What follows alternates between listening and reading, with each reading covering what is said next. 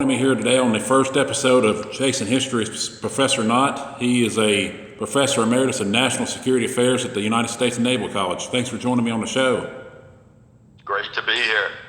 Now, when we talk about John F. Kennedy is almost sort of a mythological figure. You wrote a book on him. Tell us a little bit about that. Yeah, Kennedy became bigger than life almost immediately after, after the assassination in Dallas in November of '63. And the fact that that was really the first time that television had come into its own. They covered the funeral for 3 days straight. The pictures of this young widow with the two young children, I think, was part of the big reason why Kennedy goes on to become kind of a mythological figure. Unfortunately, one of the costs of that was the real Kennedy, I think, was lost. And by the real Kennedy, I mean a very effective politician, a man who had his flaws, but I think in some ways appealed to the best in the American people. Well, the 1960 presidential election is known as the first election to have presidential debates. What's the importance of them in American history? Yeah, it had never been done before, at least in the general election. There have been some primary debates in the 1950s, but they didn't get a lot of attention. But yeah, this is the first time you have two major party candidates appearing live on television. You had an enormous audience tuning in. And for Kennedy, it was a real plus because he was perfectly suited for TV. He was young, good looking, pretty eloquent. I mean, Nixon was fairly young as well, but just didn't come off as well on television. He was kind of sweaty. He looked a bit nervous. Kennedy stared into the camera when he spoke. Nixon stared at Kennedy when he spoke. So all these kinds of superficial things arguably made a difference and played into Kennedy's hands. And the polls showed after that first TV debate that Kennedy had pulled even with Nixon. And I'm of the school of thought that believes that in the end it helped Kennedy squeak past Nixon on election day. Yeah, there's somewhat of a theory out there that radio listeners thought Nixon won, but the TV listeners thought JFK won. Yeah, that's right, and you got to be careful with that one because I think there's been a lot of holes poked in that. Part of the reason the radio audience would have given Nixon the edge is because radio at that time was still dominant in rural Republican areas, farm country. So that radio audience was probably predisposed to give Nixon the edge anyways. And then I've also seen some other studies that have shown that the actual polling data on that is pretty shaky. So you got to approach that one with a little bit of a grain of salt, or maybe even a big grain of salt. Well, the inaugural address in 1961 is probably the greatest inaugural address in American history. Do you believe that? It's certainly one of the greatest. Since I study the American presidency, there's a few others I would include in there. Jefferson's first inaugural, Lincoln's second inaugural, but it's definitely in the top five as far as I'm concerned.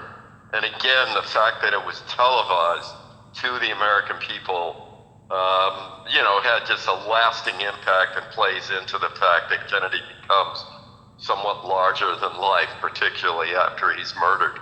But it's one of the shortest inaugural addresses in history, but it certainly packed quite a punch. And, your viewers, your listeners can see it on YouTube. It's incredibly effective. The man was just a master, I believe, at rhetoric and of using television. At least he didn't give a William Henry Harrison style speech. That's right.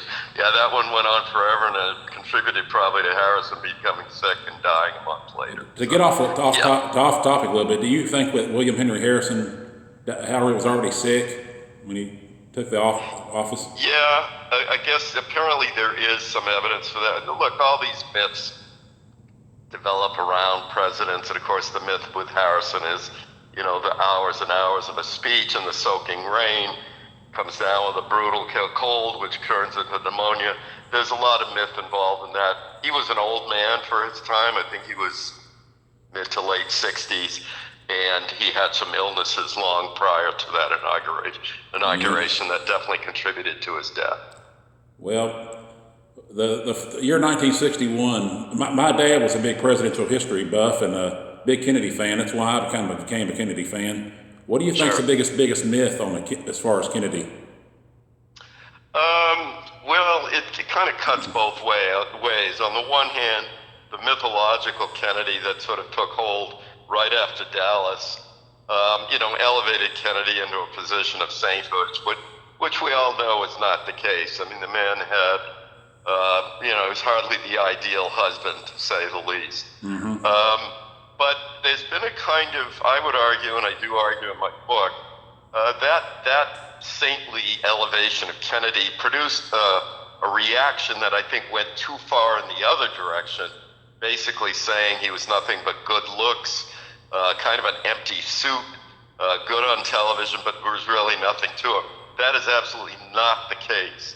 So what I've tried to do, both in my books and when I talk about Kennedy, is find that middle ground, acknowledge the fact that this was a flawed human being, but I would still say one of our smarter presidents for sure, and I say that with some assurance because we have secret tape recordings of him conducting business in the White House, and the man was sharp as could be. So he's not an empty suit. He wasn't just good teeth, good hair.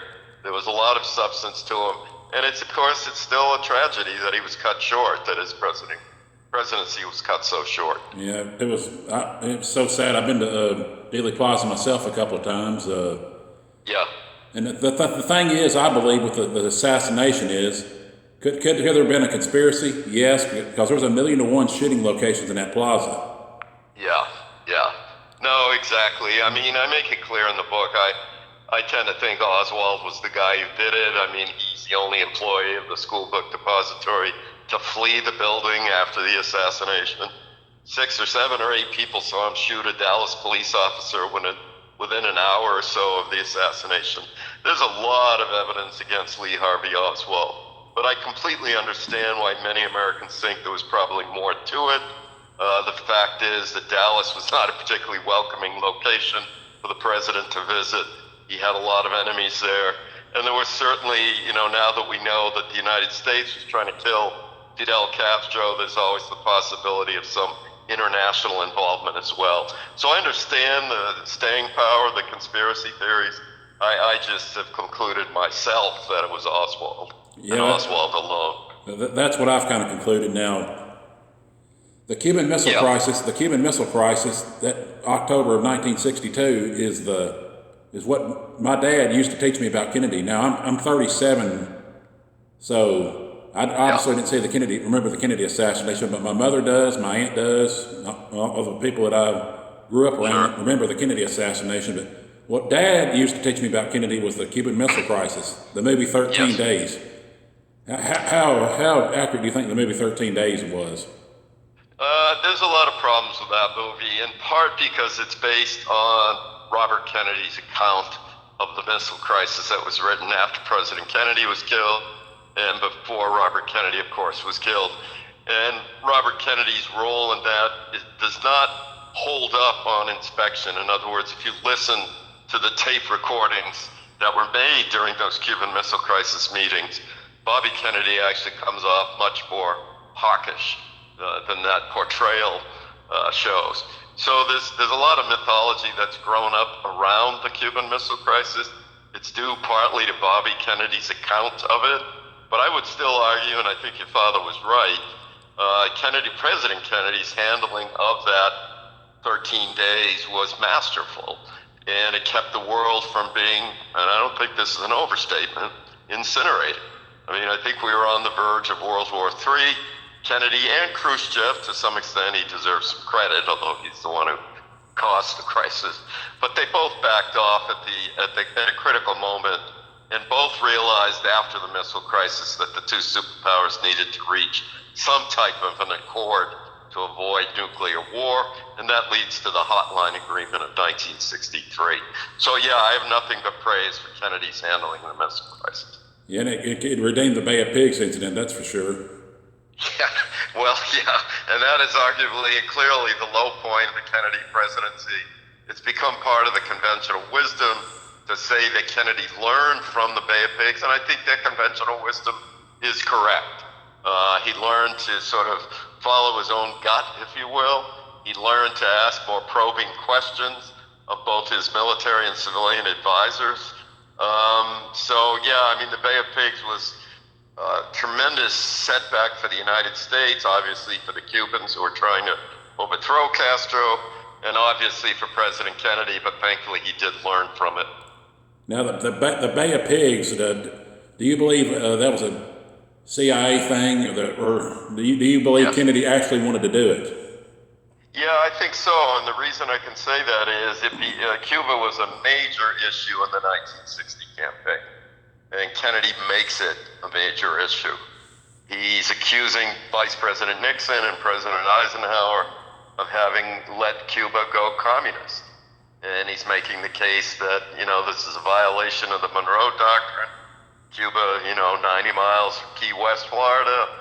This is intolerable. We've got to do something about it. Now, having said so, he makes it an issue, and he hints that he's going to do something about it. Now, having said that, I think he came to regret the fact that he had kind of boxed himself in, that he had to follow through on a campaign commitment that he knew was high risk, and of course is going to blow up in his face. So, yes, he's committed to it, but the real Kennedy, the one sort of separate from electoral politics and campaigning, I think had some serious doubts about America's policies towards Cuba. I know we're jumping around a lot on Kennedy, but a question that I have, there's a whole lot of scuttlebutt around how he chose Lyndon Johnson on the ticket. Yes. What do you believe about that? Well, I actually think it was a very deft, very smart, very cunning political move. Kennedy knew that most of his people around him, including his brother Bobby, were dead set against picking Lyndon Johnson. But I would argue, and John F. Kennedy believed, that putting Johnson on the ticket helped him win that election. I think Kennedy did need a Southerner. Texas and all those southern states had traditionally voted Democratic, but they were beginning to sort of drift away a bit. And Kennedy believed at that time, correctly so, that the road to the White House, as he put it, ran through Dixie. So the selection of Johnson was not popular with a lot of Kennedy's advisors.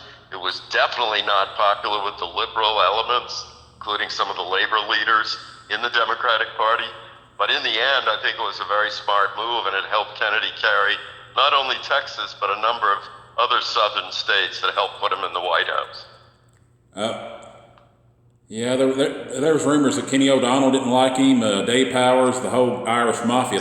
They treated him horrible throughout the entire presidency of JFK. That's correct. And it's funny that you mentioned Kenny O'Donnell because my mother, I grew up in Massachusetts. She actually went to the same high school as O'Donnell.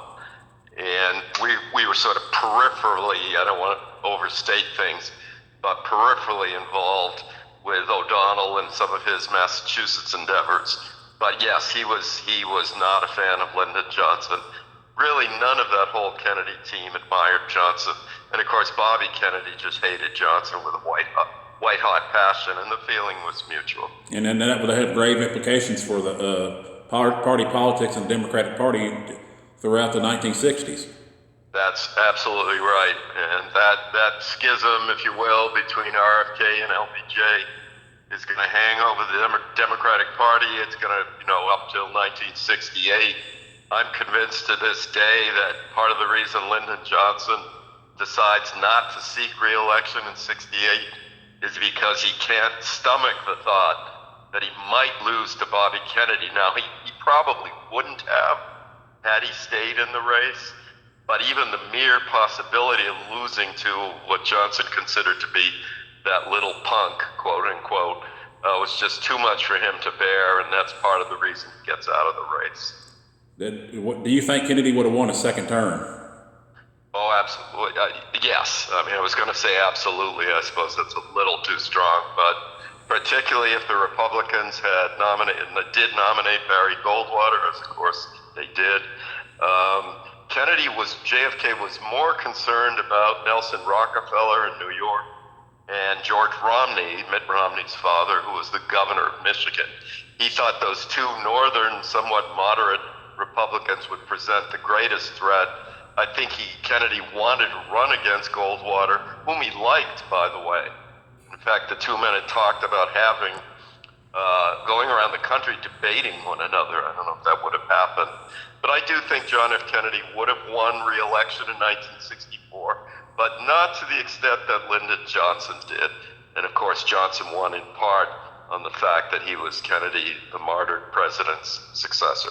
Do you think Kennedy would have got a civil rights bill passed? Yeah, I do, and I'm in the minority probably on this. I know there's a lot of scholars who think that it was all because of Lyndon Johnson's mastery of the Senate and using Kennedy's martyrdom to get it through. But I'm convinced JFK would have gotten a civil rights bill through in '64. It may not have been as comprehensive and as far-reaching as the LBJ version. Johnson was able to sort of load it up again due to the martyrdom of President Kennedy and make a vote on that civil rights bill, a referendum on JFK's legacy. But I still think JFK would have gotten a more limited bill through.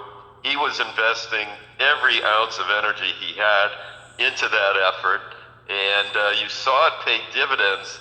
That fall, he managed to push through a nuclear test ban treaty, a limited one, that a lot of folks thought there was no way he was going to get it through. Well, he got it through in pretty rapid fashion. And I think the same thing would have happened with civil rights, in that a core group of moderate Republicans lined up with liberal and moderate Democrats would have pushed that thing through. Well, what president do you think is the most obscure that we should all know about? Well, I actually do have, there's two. Now, I don't know if they necessarily qualify as obscure, but I would say they are underrated. The first would be John Quincy Adams, who, like his father, only served one term in office and wasn't able to get a lot done due to the enmity of the Andrew Jackson forces, who were ticked off about the so-called corrupt bargain. But John Quincy Adams had a very ambitious, I would say far-sighted agenda for the United States. A lot of that agenda is not going to come to pass until the 20th century. But he was also a man of great integrity, probably, arguably, our smartest president, and there's a few contenders for that. But I have a lot of admiration for John Quincy Adams, and I also have a lot of admiration for William Howard Taft, a 20th century president who gets overshadowed by his predecessor, Teddy Roosevelt. And who did get stuck in the White House bathtub? Well, I know that's a lot of folks. I've been told that that's a myth. Now, it's a funny one, and I love telling it to my students as well. But yes, he's noted primarily for being rather large, but he was also very smart, very loyal to the Constitution. He was not a demagogue. He did not view his opponents as enemies or traitors. Just a very decent, smart man who I think is underrated. Yeah, there's so many unappreciated presidents, like Benjamin Harrison's kind of unappreciated, and you got two-term Grover Cleveland, which who was who I call the non-consecutive executive. Yes. Yes. No, exactly. Yeah. No, I mean, there's plenty. We tend to celebrate those presidents, the ones who are up on Mount Rushmore, the ones who sort of push the office to its limits. And I would say that's not always a good thing. And that's why I appreciate a Taft, for instance, who, while he shared some of Wilson and TR's agenda, again, did so in a kind of moderate way, respectful of the Constitution, respectful of American traditions. Those are the kinds of people I admire. Now, another book you wrote is Washington and Hamilton.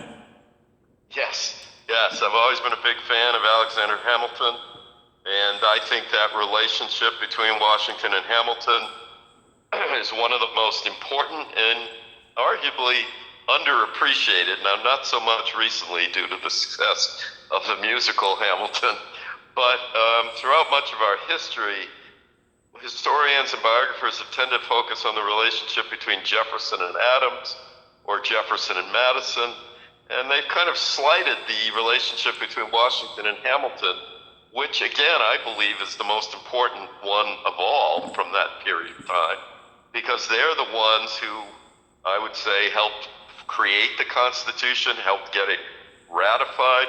The first presidency under Washington, Hamilton is at Washington's side. They set so many precedents that exist to this day, and I don't think they've ever received the recognition that they are due. And unfortunately, if you don't like the two-party system, they created the two-party system. They did. Jefferson That's and right. Hamilton. That's right, yeah. Jefferson broke with the Washington administration, primarily over Hamilton's policies, which Washington endorsed, and created what today is the remnants of the Democratic Party. So, yeah, the two-party system goes back to the battles between Jefferson and Hamilton in George Washington's cabinet. By the way, Washington did everything he could to try to keep that from happening, and it was probably the biggest disappointment of his presidency that he was not able to prevent the rise of political parties. Well, the last question, and then I'll let you go. Where were you when Kennedy was killed? Do you remember that? I certainly do. I was 6 years old, and I was in the first grade, and I was living in Massachusetts again. You know, I mentioned my mother going to high school with one of Kennedy's aides. The Kennedys were revered figures in my house, and I was walking to get on our school bus. It was a Friday afternoon, and I overheard one of my teachers tell another teacher who just came out of the teacher's lounge that the president had been shot. And I immediately told all my classmates as we were getting on the bus. When I got home, my mother was seated in front of one of these grainy black and white televisions with the rabbit ears on it, and she was glued to this set watching the news from Dallas. And part of the reason I remember this day very clearly was because it was the first time I ever saw my mother cry. So it really left quite an impact on a 6-year-old. And then for the remainder of that weekend, she was glued, my parents were glued to that set watching the funeral in Washington. And probably shocked when Oswald was murdered by Jack Ruby. Yes, and I remember that as well. And then that was I believe that was the first live event ever broadcast live. You saw it when everybody saw it. Yep, everybody saw it. The first time a murder was ever, broadcast live on television. It was just such an unforgettable weekend, both with Ruby shooting Oswald and then, of course, the funeral itself, which was incredibly moving with these two young kids. You know, when John F. Kennedy Jr. salutes his father's casket, people my age are never going to forget those images. No, and my parents, I'm sure they never forgot them either. And I thank you for joining me on this episode of Chasing History. Thank you. And we'll keep in touch. Great. Thank you very much. Thank you. Bye-bye. Bye-bye.